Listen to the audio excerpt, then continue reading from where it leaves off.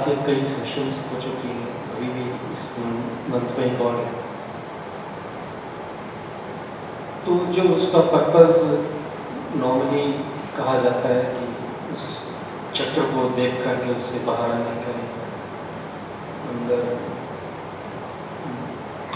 एक स्पेस बनता है जिससे कि आप उससे समझ के बाहर आ सकते हैं। लेकिन उसके बावजूद भी, इसके अतिरिक्त भी, ये तो एक जनरल परसेप्शन है, इसके अतिरिक्त भी किसी भी साधक जो बार बार उसमें जा रहा है, खासकर जो बार बार आ रहा है, या कोई आदमी पहली बार भी इसी वक्त इसी वजह से आया और चला गया, फिर वहाँ जाकर उसको कोई इमोशनल आउटबर्स्ट हुआ, उसका केयरिंग करना, या जो कई बार कर चुके हैं दोनों पर,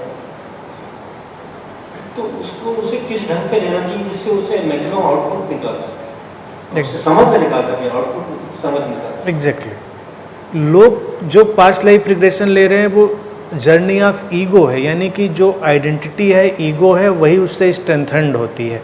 यानी कि मैं हूँ, मैंने देखा कि मैंने ये किया था, कि मैंने वो किया था, मैं ये था, मैं वो था। कंटिन्यूटी उसके ईगो और उसकी आइडेंटिटी की मेंटेन रहती है, तो उसकी प्रॉब्लम भी मेंटेन रहती हैं। तो ये उनकी ईगोइक जर्नी है जो आइडेंटिफिकेशन पे बेस है। उनको लगता है कि मैंने अपनी जर्नी को देखा, लेकिन एग्जैक्टली उनकी कोई जर्नी ही नहीं है।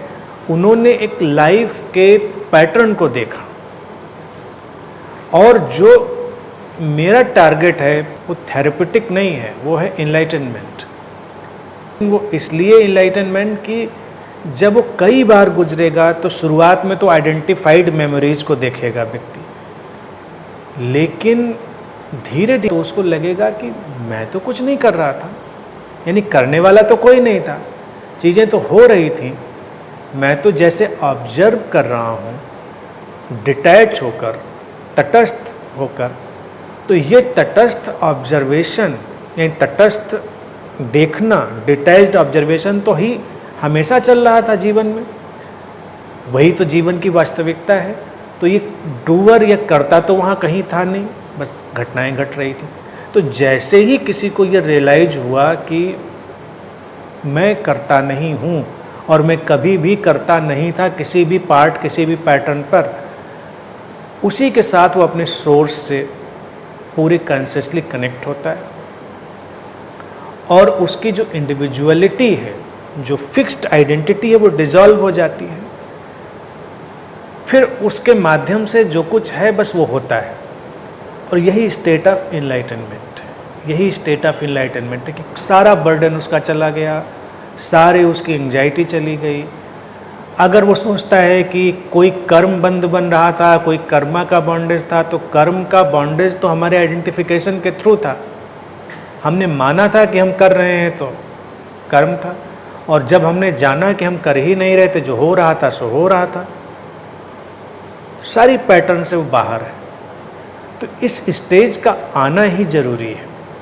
लेकिन आम तौर से जो पास्ट लाइफ रिग्रेशन है, जिस पे लोग थेरेपेटिक जोर भी देते हैं कि ये हील करने के लिए, तो उसमें उनकी ही चीज़ों पर जोर होता है कि तुमने ऐसा किया था, तो तुमने देखा ऐसा, तो तुम उससे हील हो गए। यानी कि तुम्हारे अंदर कोई डिप्रेशन है, तुम्हारे अंदर कोई गिल्ट है, या कोई परेशानी है, कोई उलझन है, और अगर तुमने अपने टाइम ट्रैक पर देखा कि तुमसे ऐसा घटनाक्रम हुआ था, तो तुम उससे मुक्त हो जाओगे। इन ए वे थेरेपेटिक उसका असर आएगा, लेकिन वो फिर उसको उलझा देगा, इसलिए क्योंकि उसको समझ में तो बात अभी इतनी ही आ रही थी कि भाई मैं ही कर रहा था, अब हमने कुछ और अच्छा कर लिया।